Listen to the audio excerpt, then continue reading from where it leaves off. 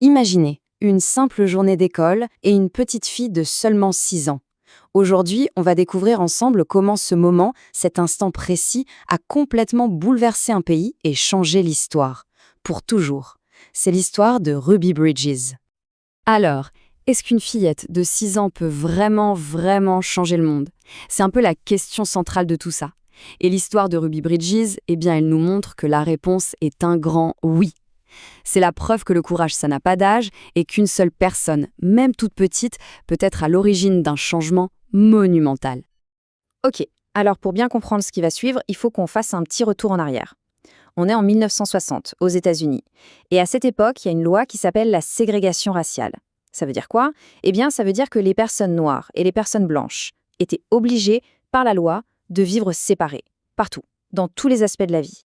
Et cette injustice, elle était flagrante, surtout à l'école. Regardez bien. D'un côté, on avait les écoles pour les enfants noirs. Souvent, elles étaient en mauvais état, elles manquaient de tout, de livres, de profs. Et de l'autre côté, les écoles pour les enfants blancs, bien mieux financées, avec tout le matériel nécessaire.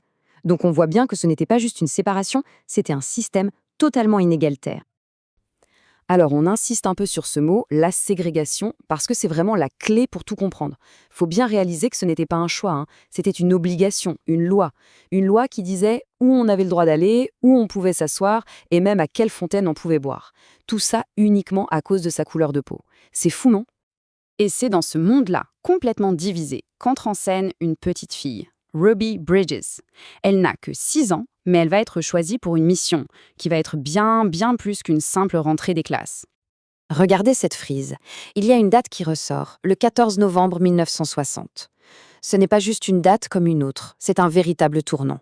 C'est le jour où le courage d'une toute petite fille va venir secouer la conscience de tout un pays. Alors, on est le 14 novembre 1960. On imagine la scène. Ruby met sa jolie robe blanche, elle prend son cartable et elle se prépare. Comme des millions d'autres enfants ce matin-là. Et c'est justement ça, ces petits détails si normaux, qui rendent la suite de l'histoire absolument choquante. Tout ce qu'elle voulait, c'était aller à l'école. Mais son chemin vers l'école, ce jour-là, n'avait absolument rien de normal.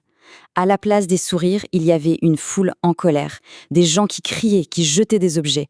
Et au milieu de tout ça, il y a Ruby, protégée par 4 policiers fédéraux.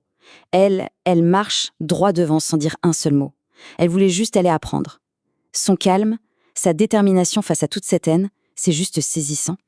On pourrait penser que le plus difficile était de franchir la porte de l'école. Mais en fait, non. Une fois à l'intérieur, une autre épreuve l'attendait, peut-être encore plus terrible. La solitude. L'isolement le plus total. Voilà, 0. C'est le nombre de camarades de classe qui attendaient Ruby ce jour-là. 0. Essayez d'imaginer une seconde. Une salle de classe immense, pleine de chaises et de tables vides, préparée pour accueillir plein d'enfants, mais il n'y a personne. Et pourquoi est-ce qu'il n'y avait personne? Parce que les parents blancs avaient décidé de retirer tous leurs enfants de l'école. Ils refusaient que leurs enfants soient dans la même classe qu'une petite fille noire. Ruby s'est donc retrouvée complètement seule, face à des rangées de pupitres vides. Enfin, pas totalement seule.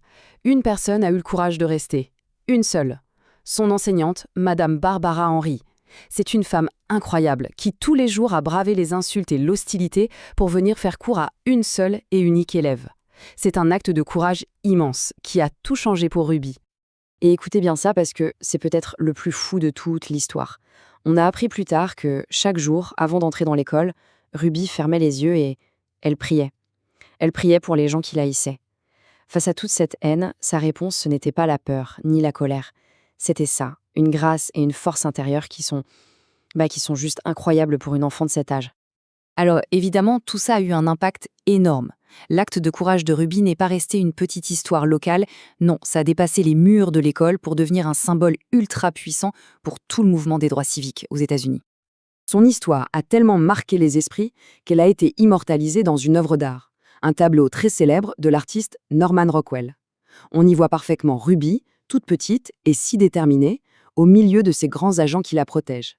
Et il y a un détail qui glace le sang. Sur le mur, on voit la trace d'une tomate qui lui a été jetée. Ça nous rappelle à quel point la situation était violente. Alors quel est l'héritage de Ruby aujourd'hui? Eh bien, il est immense. Son courage a littéralement ouvert les portes à la déségrégation des écoles dans tout le pays. Devenue adulte, elle n'a jamais arrêté de se battre pour les droits civiques. Et surtout, elle a prouvé au monde entier que le courage, ça ne dépend ni de l'âge, ni de la taille. Son histoire a inspiré, et continue d'inspirer, des millions de personnes à se battre pour ce qui est juste. Et on va finir avec ses propres mots, parce qu'ils résument tout parfaitement. Ruby Bridges a dit « Le racisme est une maladie que l'on apprend.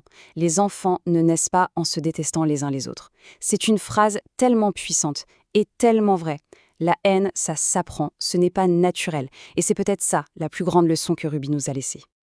Voilà pour l'histoire incroyable de Ruby Bridges. Si ce genre de récit inspirant vous plaît et si vous voulez en découvrir d'autres, n'hésitez pas à nous suivre.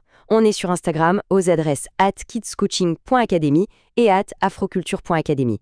Et aussi sur TikTok, c'est @kcaschool. Merci beaucoup et à très bientôt.